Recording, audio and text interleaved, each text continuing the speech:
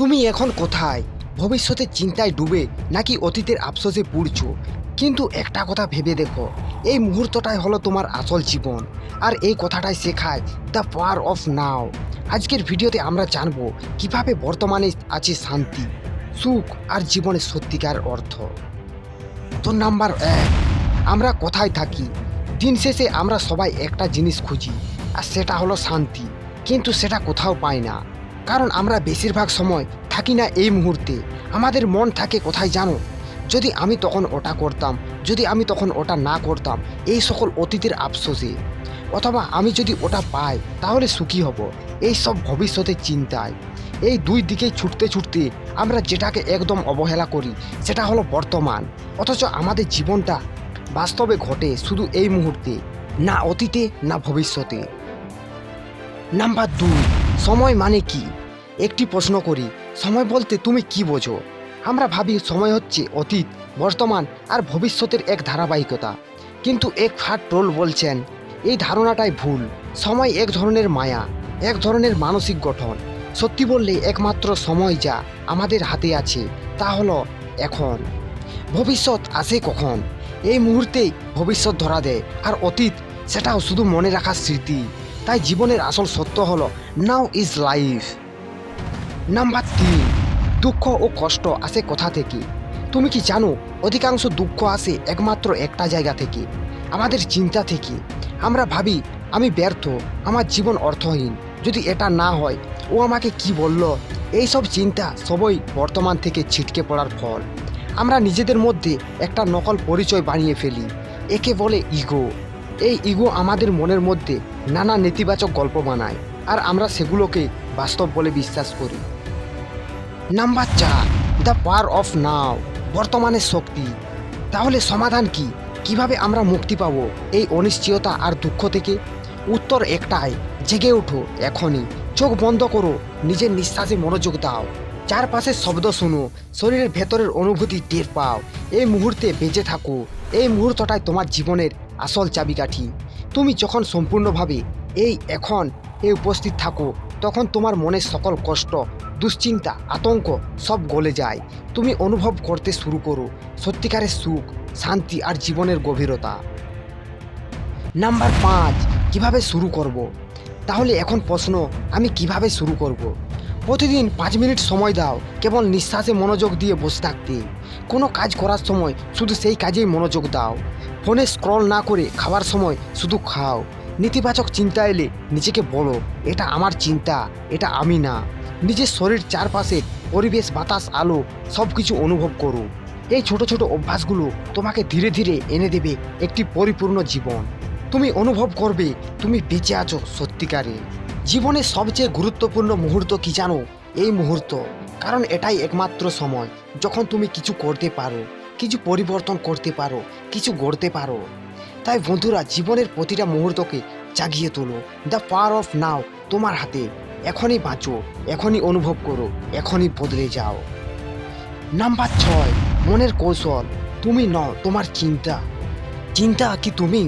তুমি যা ভাবো সেটা কি তোমার পরিচয়? না বন্ধুরা, তুমি নও তোমার চিন্তা। চিন্তা হলো মনের একটি টুল, আর টুল কখনোই মালিক নয়। কিন্তু সমস্যা হলো আমরা সেই টুলকে এমনভাবে বিশ্বাস করি যে মনে হয় আমরাই সেই চিন্তা। যেমন আমি দুর্বল, আমি কিছু পারবো না, আমার জীবন শেষ। এই সব ভাবনা তুমি না, এটা তোমার মন বলছে, আর তুমি সেটা বিশ্বাস করছো। তুমি সেই সচেতন সত্তা যে এই চিন্তাগুলো দেখতে পারে। এই উপলব্ধি থেকে শুরু হয় মুক্তি। নাম্বার 7, প্রেজেন্সে উপস্থিত থাকার জাদু। প্রেজেন্স মানে কি? এটা হলো সম্পূর্ণভাবে এই মুহূর্তে থাকা, না ফোনে, না ফেসবুকে, না চিন্তায়, শুধু এই মুহূর্তে।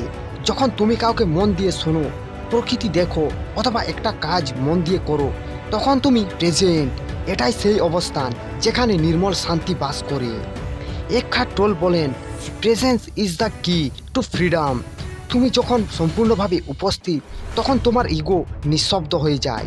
কোনো ভয়, দুশ্চিন্তা, লজ্জা তখন আর তোমাকে ছুঁতে পারে না।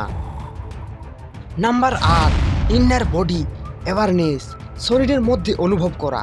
একটা সহজ কিন্তু শক্তিশালী অভ্যাস হলো তোমার শরীরকে অনুভব করা। চোখ বন্ধ করো, তোমার হাতের ভেতরে কেমন একটা হালকা স্পন্দন টের পাও। তোমার বুক, তোমার পায়ের ভেতরে একটা জীবন্ত অনুভূতি আছে। এই অনুভব করাটা তোমাকে এখনকার সাথে সংযুক্ত করে। এটাই হলো মাইন্ডফুল প্রেজেন্ট। এটা কোনো বড় জিনিস না, কিন্তু গভীরভাবে বদলে দিতে পারে তোমার ভিতরের দুনিয়া।